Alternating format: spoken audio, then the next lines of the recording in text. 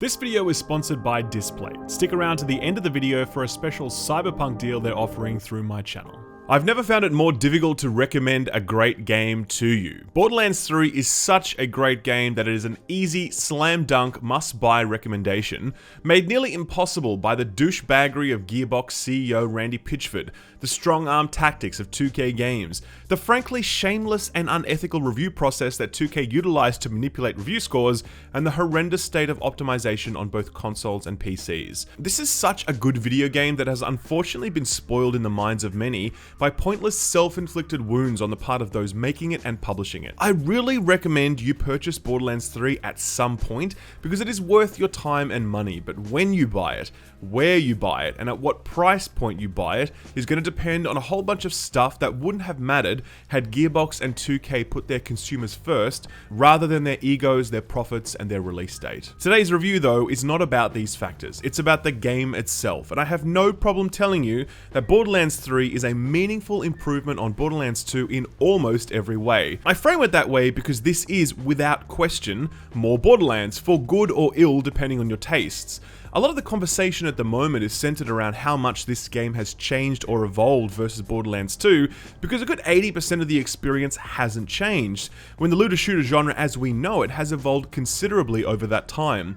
A lot of people love the fact that this is just more Borderlands and they didn't want Gearbox to fix what wasn't broken. Others feel like the game is too similar to what came before it, describing it as Borderlands 2.5 or a glorified Borderlands 2 DLC. I think this is nonsense. Borderlands 3 radically improves on the core gunplay mechanics, which while awesome back in the Borderlands 2 days, has since been eclipsed by any number of other shooters out on the market today. Gearbox did a lot of work here, and shooting mechanics are really strong now, and go toe-to-toe with some of the best shooters on the market. The chance to visit new planets adds breadth to your adventure and makes it feel far more like an odyssey than before. The work that's gone into designing weapons far eclipses what we saw in Borderlands 2, which back then was already doing phenomenal work. And when the game is running properly, the visual uplift really pops and you're going to appreciate how good this game looks. But yeah, there's a lot of shit that's still the same. The open world, while expansive, is still really static and unchanging, and lacks much of the systemic dynamism that other looter shooters have brought to bear. Mission design is really stale at this point and never deviates from go here, kill some dudes, come back. Boss design swings wildly between really awesome and really boring. The UI is holy shit bad, especially stuff like map design, waypoints, and quest tracking. And the writing, oh boy, the writing is so awful. It's worse than Borderlands 2, and it's just old and outdated now, like a comedian telling the same joke for 7 years straight. It sucks, and given how weak the mission design is, the lack of narrative flair really brings the experience down. Despite all of this, Borderlands 3 is a game that shines in the moment-to-moment gameplay. When you hurl your ridiculous talking gun at an enemy and it bounces crazily on top of them to do huge damage, made even more huge by your loadout that prioritizes splash damage, and your teammate to the right of you pops their super and just melts everything and loot rains from the heavens, and oh man, I wish I was playing it right now. I really do. But I have to do a review for you, so here we are. Just to make it easy, I'm going to break this down into 3 sections. Stuff that's better than Borderlands 2, stuff that's worse, and stuff that's the same. With a game this similar to its predecessor, I think looking at it this way is helpful, but if you've never played a Borderlands game before, don't worry, it'll all make sense.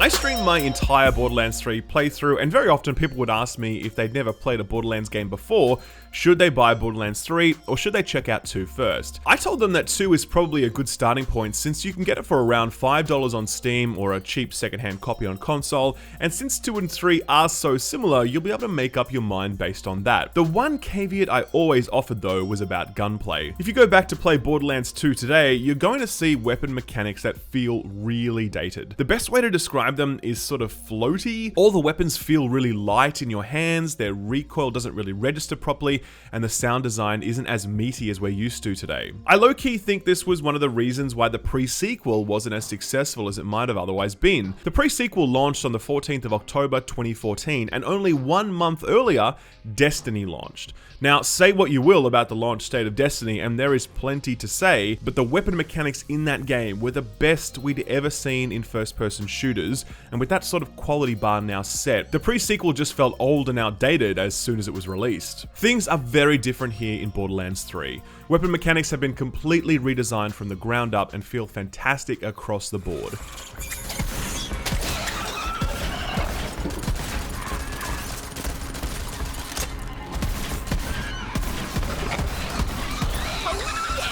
There's a few specific archetypes that are employed for each weapon category, like pistols for example, when you can have a really stable rapid fire burst weapon, or a 6-shooter that has a moderate amount of kick per shot, or a big meaty hand cannon that booms with every shot fired. They're all pistols, but they all feel markedly different. There's a lot of these weapon profiles in the mix, at least I'd say 15 or 20, so there's a huge amount of range and diversity in the way that weapons are going to handle, and given how often you're going to be cycling through different weapons, the work that's gone into these really impressive weapon mechanics goes a long way towards keeping the game feeling fresh no matter how long you end up playing it. This leads to the next point about weapon design, and how much of a step up it is here in Borderlands 3. Borderlands 2 already had some really crazy ass weapons. That was its thing. That was what kept you coming back to Borderlands.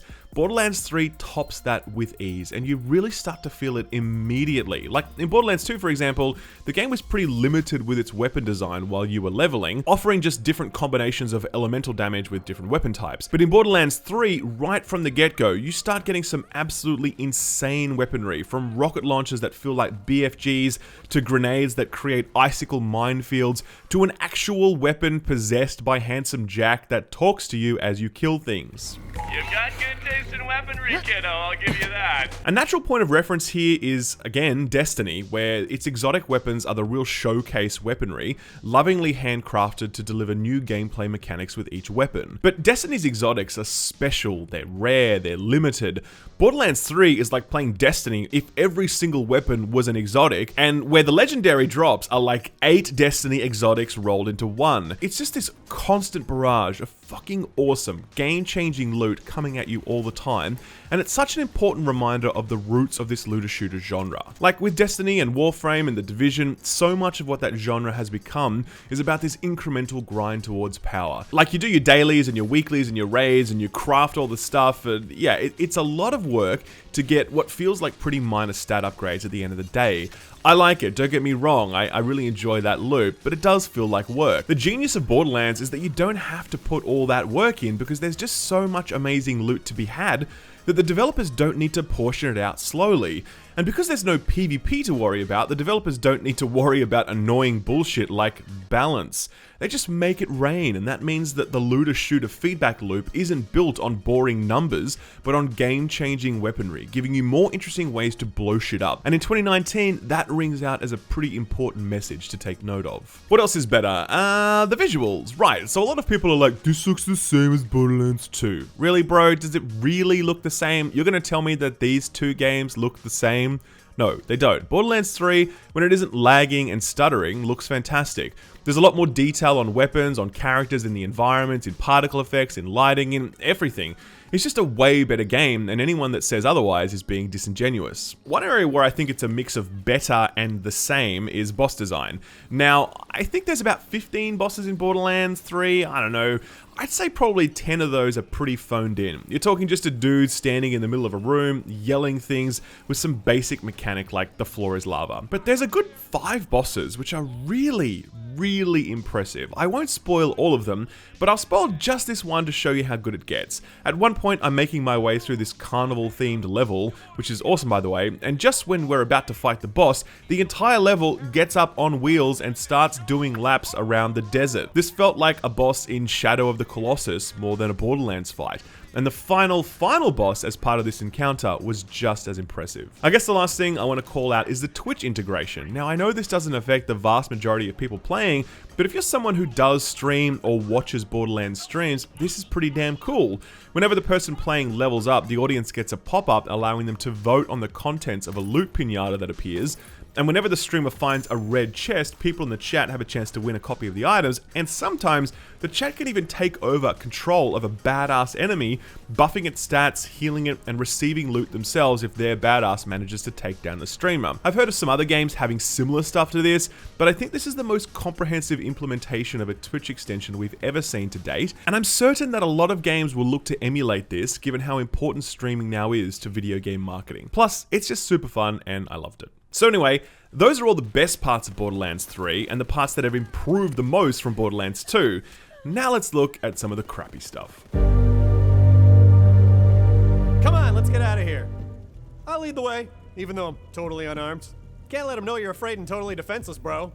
Bandit life! PC Gamer were one of the few outlets that 2K deigned to give an early review copy to, and their critique was rather scathing, citing the game's writing, story, and characters as particularly weak. Quote, "It's stuck in the late thousands, when surface-level vulgarity was enough to qualify as edgy, Borderlands 3 is seriously obsessed with turds, and when the series was first conceived.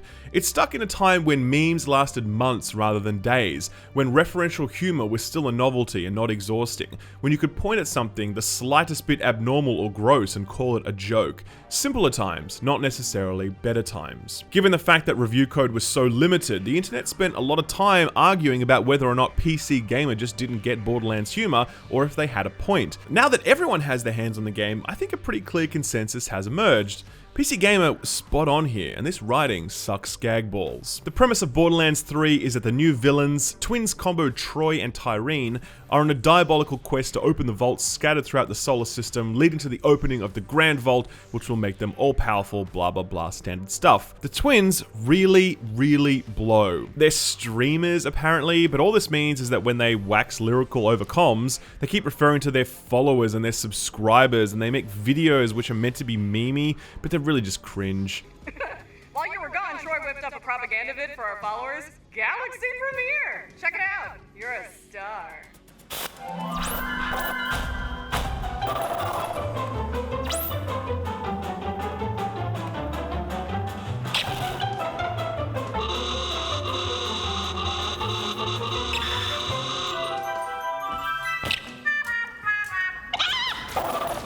You know, choosing streamers as villains wasn't the worst idea ever, but the portrayal of them here is so boomer. Like, there's legitimate comedy to be made about what goes on in the world of live streaming and content creation, from like spicy cosplay, to gamer girl bathwater, to filming inside a toilet, to the enduring appeal of Bob Ross streams. But none of this is tackled here, so the whole streamer thing is just dumb window dressing that allows the writers to inject some topical buzzwords on top of random acts of villainy, like, haha, I totally killed that guy, like and subscribe, bro. It's literally like that sometimes. Alright, time to welcome the Sun Smashers into our family! We'll post the vid later, along with some new Let's Plays. Signing off for now, don't forget to like, follow, and obey.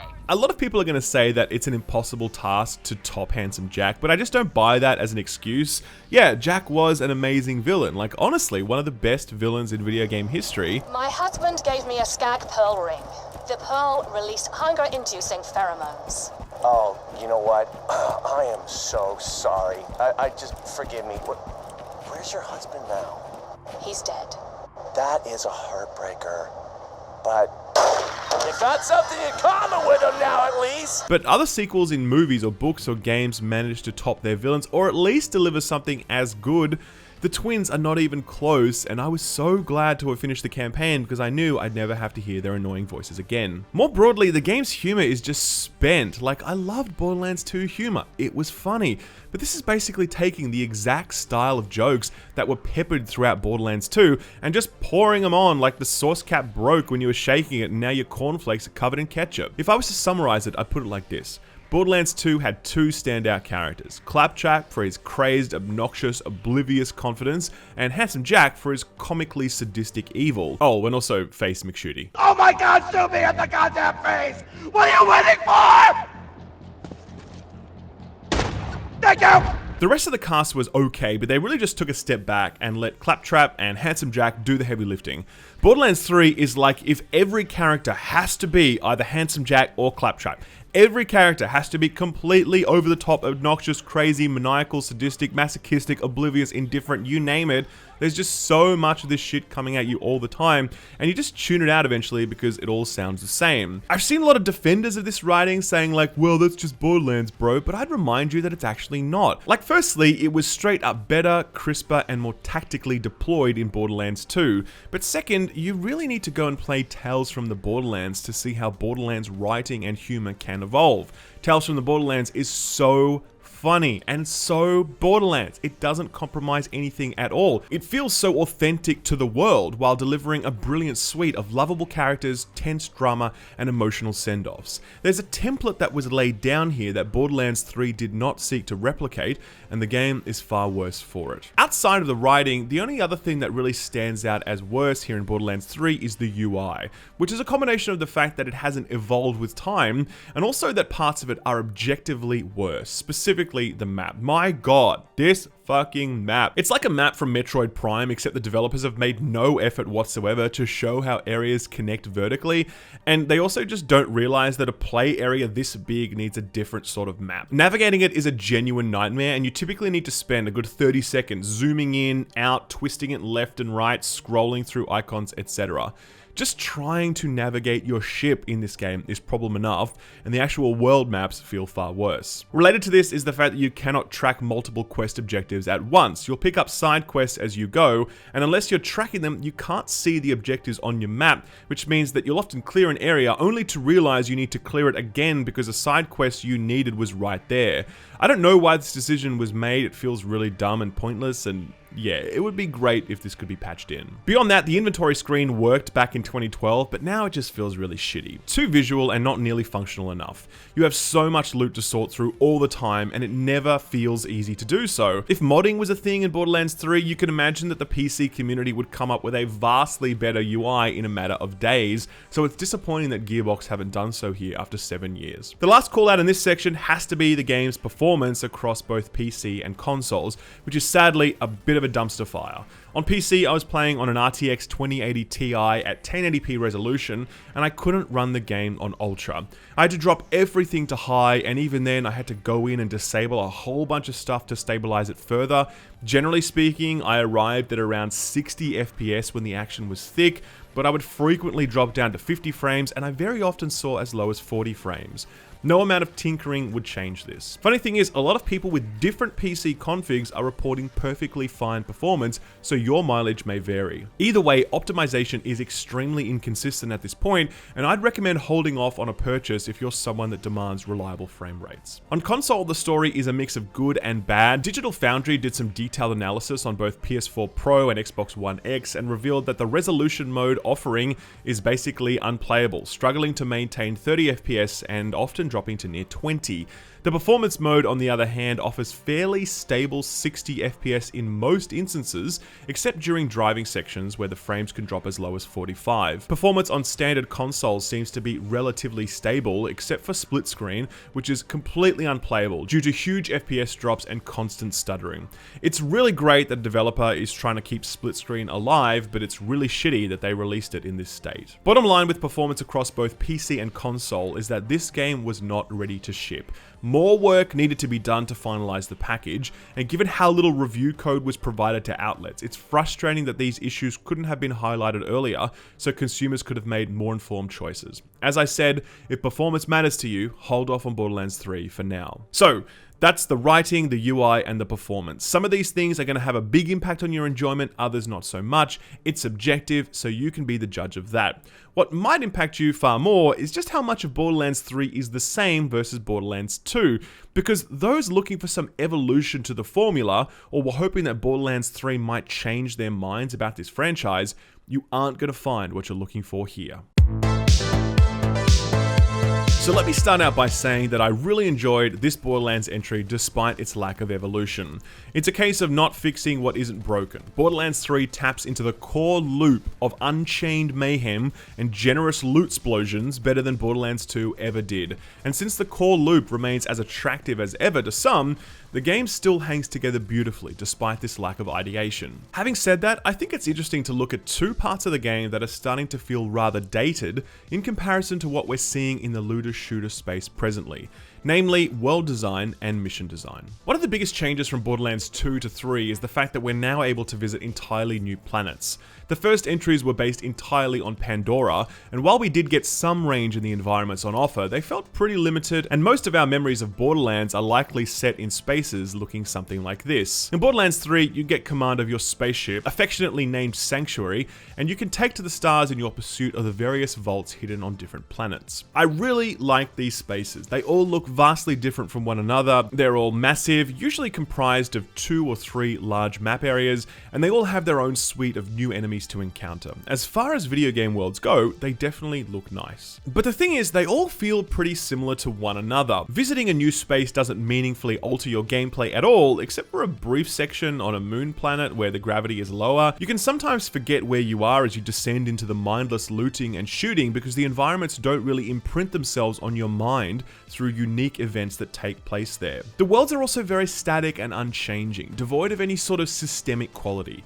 Games like Destiny, Warframe, and The Division have taken their open worlds and imbued in them a dynamic quality where world events pop up randomly to surprise the player, or elite enemies spawn with special loot. The Division went so far as to make portions of the map capturable, and supply lines could be established that could be escorted or disrupted. Now, I'm not saying that Borderlands should have done any of those things, but I'm saying that it's not done any of those things at all, or anything else. I think that we've seen some innovation and evolution in open world design across the looter shooter genre, where Borderlands 3 demonstrates none at all. Same goes for mission design. I have to say that I feel the mission design in Borderlands 3 was a bit of a letdown. The overwhelming majority of missions were just go here, kill some dudes, and come back. There were very few mission objectives that felt interesting or really held my attention, and only a handful of action set pieces to really spice things up. I think this is a broader challenge across the looter shooter genre, which really struggles with engaging mission and quest design. But I think, again, that there are some examples of interesting stuff going on. Destiny's various exotic quest lines combine action, puzzle solving, and really challenging encounters to create incredibly memorable experiences. Warframe's almost poetic cinematic quest lines combine narrative and action to sear the events into the player's memory. Borderlands 3's main missions can have some moments that stand out, but usually because the environments you're fighting in are especially pretty, or the boss you're up against is especially awesome. Beyond that, the core mission loop of go here and kill a bunch of dudes remains unchanged, and if you found that boring in the past, then you're going to find it just as boring here. One thing that's the same in Borderlands 3, but I really want to call out, is the awesome build diversity. This is the holy grail in looter shooters or looter games in general. The idea that since players are doing the same thing all the time, you need to give them interesting build options to make it worthwhile. I posit, though, that developers have completely lost sight of this goal over the last few years. Destiny's build diversity is all but non-existent, as Destiny 2 removed huge amounts of build agency in the name of both simplicity and PvP balance. Same goes for Division 2, which failed to provide compelling reasons to build into non-damage based builds. Warframe does deliver meaningful build diversity across its various frames, but within each of those frames, there's absolutely a right and wrong way to build each of them, resulting in a number of cookie-cutter builds that people gravitate towards. My point is that this is a genre that has at its core the promise of build diversity, but that has really struggled to deliver that. Borderlands 3 doesn't struggle at all. I mean, I only played with one character, and already I was extremely impressed by how many build options I had between my equipped weapons, my shield types, my stat trinkets, my artifacts, my talent trees. I mean, these talent trees, you really should check them out. They are huge with so many talent options, and all of them are useful. There's almost no filler bullshit in there. My build with Moze was splash damage focused, so my mech was doing bonus splash damage with its grenades, and when I did splash damage with, say, a rocket launcher, they would do bonus damage, and I could carry like 10 grenades which all benefit from bonus splash damage, and when I shot things, it had a 25% chance to create a small explosion which would do even more splash damage. This was one tree from one character. There are 3 trees per character and 4 characters to choose from, and over 1 billion guns to combine with them. Hell, I even had an artifact that shot out exploding razors whenever I would slide. That's fucking awesome. I know it's easy to look at Borderlands 3 and dismiss it pejoratively as just more Borderlands, because it is more Borderlands, but it's not just more Borderlands. It's Borderlands, which in 2019 serves as a stark reminder of the origins of this entire genre that's become so ubiquitous over this console generation. Little by little, this genre has expanded in parts, like narrative, or world design, or mission design, or raids, or PvP, or a whole bunch of stuff. This genre is objectively larger and more fleshed out than it's ever been. 7 years has seen huge ideation and improvement here. But parts of this genre feel like they've been chiseled back, painted over, weakened, and forgotten. PvP, raids, weekly quests, and in-game currencies all force developers to balance and tune and portion out power in little droplets so that we never get so much as to be able to overwhelm other players, or to stomp raid bosses, or forget the optional microtransactions that might make it just that little bit easier to get the thrill we're chasing. In the pursuit of the foreverness of the endgame, these other looter shooters keep our eyes fixed firmly on the horizon. Borderlands 3 is a game that in every moment is existing in this moment. Live fast, die young, and leave a beautiful, loot-filled corpse. It feels like the perfect antidote to everything that currently ails this genre, and while its cheap thrills may not seem as sophisticated as those of its contemporaries, it's thrilling nonetheless, and a very worthy successor to one of the greatest shooters ever made. Speaking of greatness, how about some cyberpunk displates? Displates are metal posters that stick to your walls with the power of magnets, so you can easily change them around whenever you want. They just launched a CD Projekt Red storefront featuring Witcher and cyberpunk displates, and if you use the offer code SKILLUP, you get 15% off every purchase. Click the link in the description below to get started. Thanks to Displate for sponsoring the video, and thank you for watching it.